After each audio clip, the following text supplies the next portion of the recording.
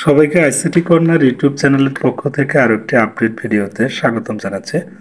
সম্মানিত ভিউয়ার্স, এই ভিডিওতে আমরা দেখব এনটিআরসি এর পঞ্চম গণবিজ্ঞপ্তিতে যে সমস্ত শিক্ষকগণ বিভিন্ন স্কুল এবং কলেজে সুপারিশ পেয়েছেন, আপনারা কিভাবে প্রতিষ্ঠানে যোগদান করবেন বা যোগদানপত্র কিভাবে লিখবেন।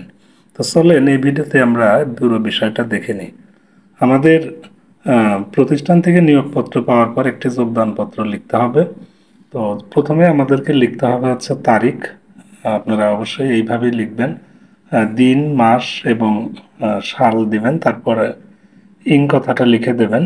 তারপর বরাবর এখন প্রধান শিক্ষক অথবা অধ্যক্ষ, আমি আগেই বলেছি, আপনি যদি স্কুলে সুপারিশ পেয়ে থাকেন তাহলে প্রধান শিক্ষক লিখবেন, আর কলেজের সুপারিশ পেয়ে থাকলে অধ্যক্ষ লিখবেন। স্কুলের সুপারিশ পেয়ে থাকলে নিচে প্রধান শিক্ষকের নিচে স্কুলের নামটি লিখবেন, আর কলেজ হয়ে থাকলে অধ্যক্ষের নিচে কলেজ কথাটি লিখবেন। আশা করছি বিষয়টি ক্লিয়ার। এরপর উপজেলা লিখবেন, তারপর হচ্ছে জেলা, অর্থাৎ আপনি যে প্রতিষ্ঠানে সুপারিশ পেয়েছেন ওই প্রতিষ্ঠানটি কোন উপজেলায় এবং কোন জেলায় অবস্থিত এখানে সেটি লিখতে হবে।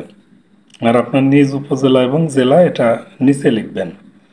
তো তারপর যে কাজটি করতে হবে, ওখানে কিন্তু উপজেলা বা জেলা কথাটি না লিখলেও চলবে। আপনি জাস্ট কমা দিয়ে যেমন মিরপুর, ঢাকা এভাবে লিখবেন। তারপর বিষয়, আপনি যদি সহকারী শিক্ষক পদে সুপারিশ পেয়ে থাকেন তাহলে সহকারী শিক্ষক এবং ব্র্যাকেটে পদের নাম লিখবেন।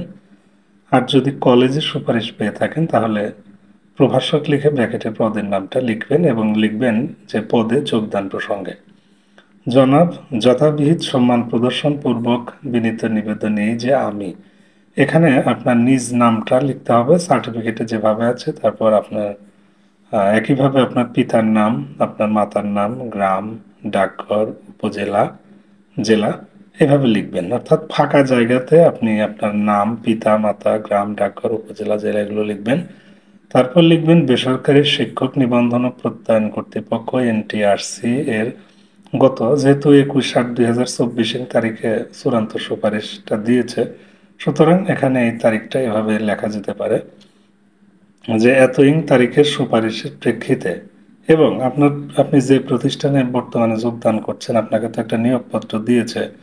তো ওই প্রতিষ্ঠানের প্যাডে যে নিয়োগপত্রটা দেওয়া আছে এবং ওই নিয়োগপত্রের ঠিক উপরের দিকে বাম কোণায় স্মারক এবং ডান দিকে তারিখ আছে, সেটা আপনারা লিখবেন। লেখার পর লিখবেন এর নির্দেশ মোতাবেক অদ্য।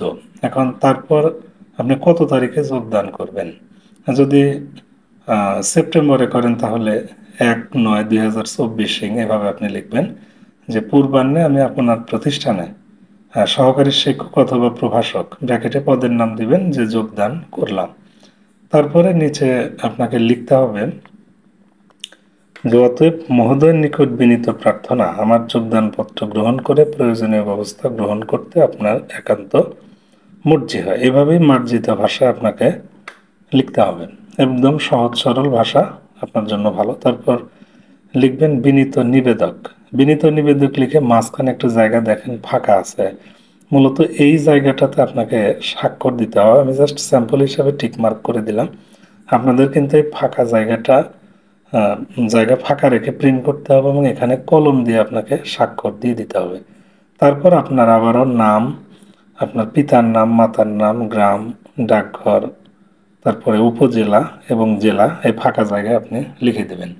তো হয়ে গেল। এভাবেই কিন্তু খুব সহজেই আপনারা পঞ্চম গণবিজ্ঞপ্তিতে যারা চূড়ান্ত সুপারিশ পেয়েছেন খুব সহজেই এই যোগদানপত্রটি লিখতে পারেন। তো আপনাদের সুবিধার্থে এই যোগদানপত্রের স্যাম্পল কপিটা আমার ভিডিও ডেসক্রিপশনে দেওয়া থাকবে। আমি আপনাদের সুবিধার্থে এখানে পিডিএফ এবং ওয়ার্ড দুটো ফরম্যাটই দিয়ে রাখবো, আপনারা সেখান থেকে ডাউনলোড করে নেবেন